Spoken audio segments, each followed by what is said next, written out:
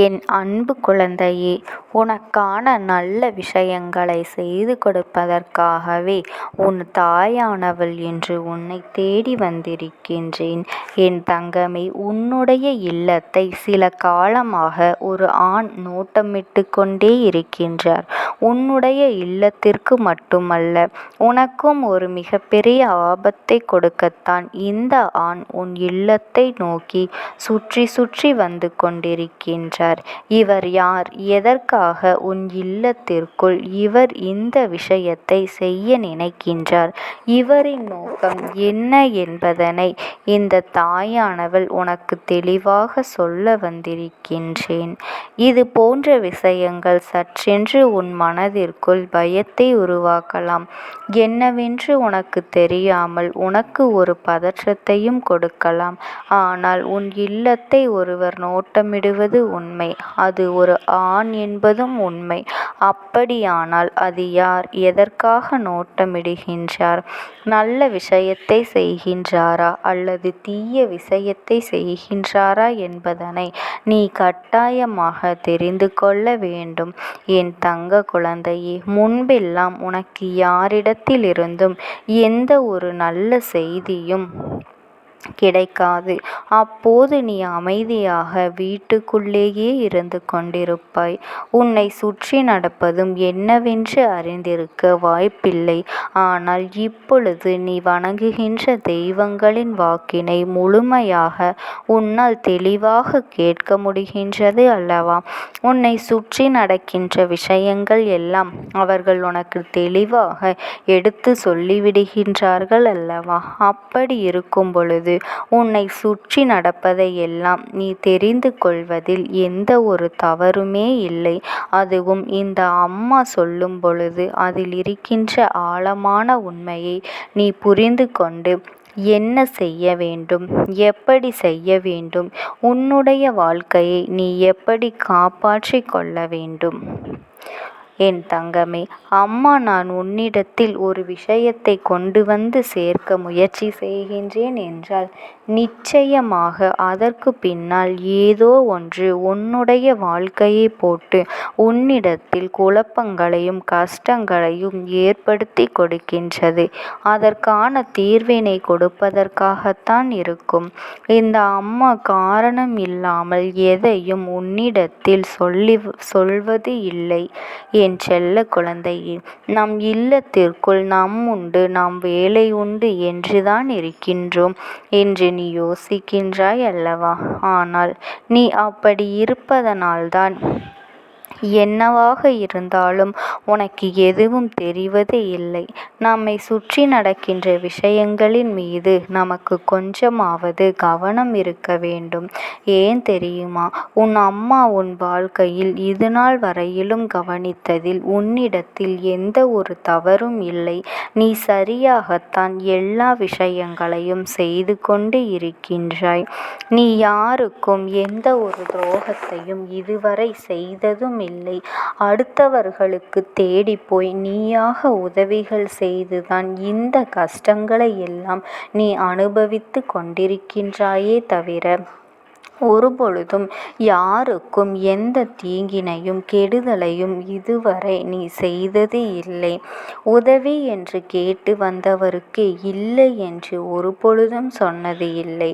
உனக்கு உணவில்லையே என்றால் கூட கையேந்தி நிற்பவர்களுக்கு நீ அவர்களின் பசியை போக்கிவிட்டுதான் நிம்மதியடைந்திருக்கின்றாய். அப்படி ஒரு குணத்தை கொண்ட நீ கேட்டு வந்தவருக்கு இல்லை என்று ஒருபொழுதும் மறுத்ததில்லை.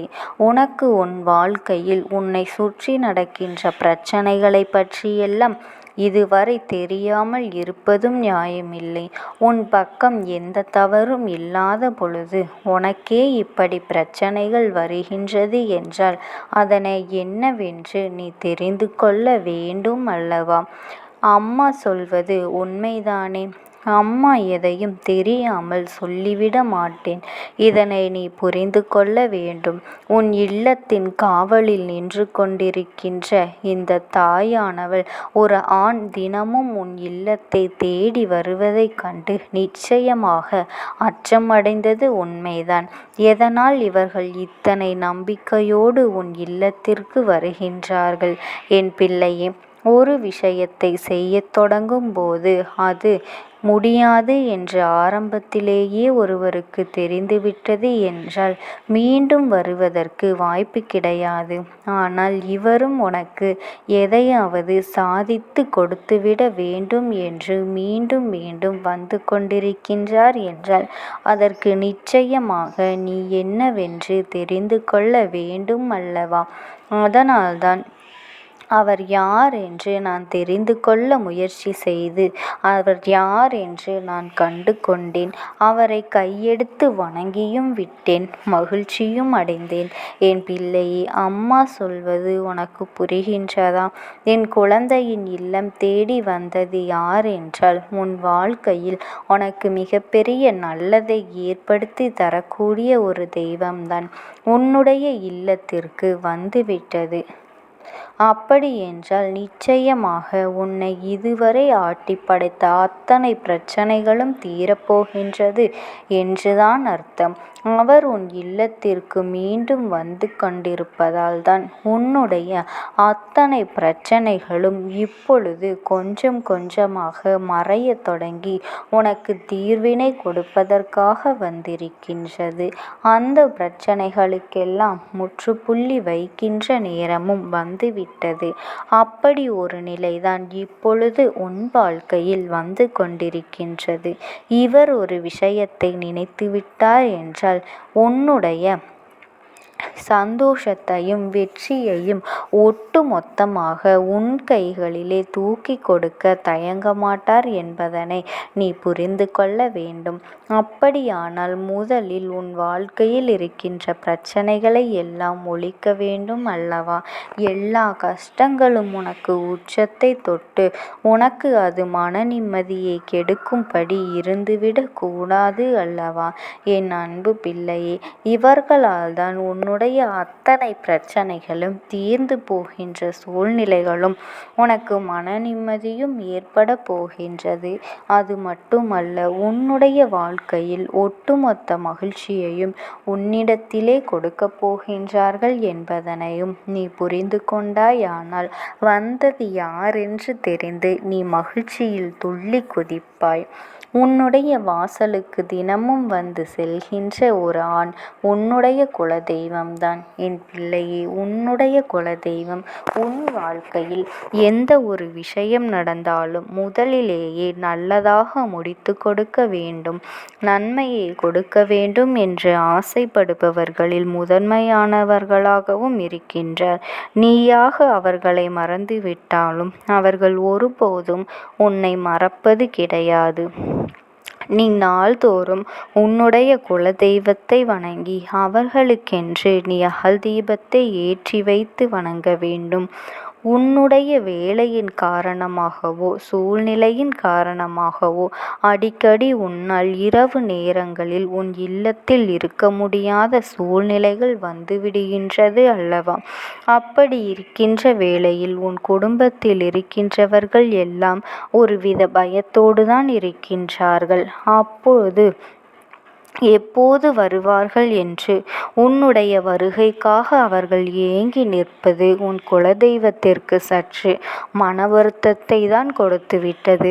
அது மட்டுமல்ல என் அன்பு குழந்தையே, இரவு நேரத்தில் நீ மிக விரைவாகவே உன்னுடைய வீட்டிற்கு வந்துவிட வேண்டும்.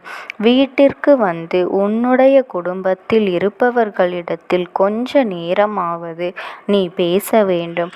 அவர்களிடத்தில் நீ பேச பேசாமல் களைப்பின் காரணமாக உறங்கிவிட்டாயானால் அவர்களின் மனதில் இருக்கின்ற எண்ணங்கள், அவர்கள் சொல்ல நினைக்கின்ற விஷயங்கள் எல்லாம் உன்னிடத்தில் பகிர்ந்து கொள்ள முடியாத சூழல் ஏற்பட்டு விடுமல்லவா? அப்படி இருக்கும் பொழுது உன் குடும்பத்தில் இருப்பவர்கள் தன்னுடைய வேதனைகளை, தன்னுடைய கஷ்டங்கள், தன் மனதில் இருக்கின்ற ஆசைகளை எல்லாம் யாரிடத்தில் பகிர்ந்து கொள்வார்கள்? நம் குடும்பத்தில் இருப்பவர்களை மட்டும் நாம் தானே கவனிக்க வேண்டும்.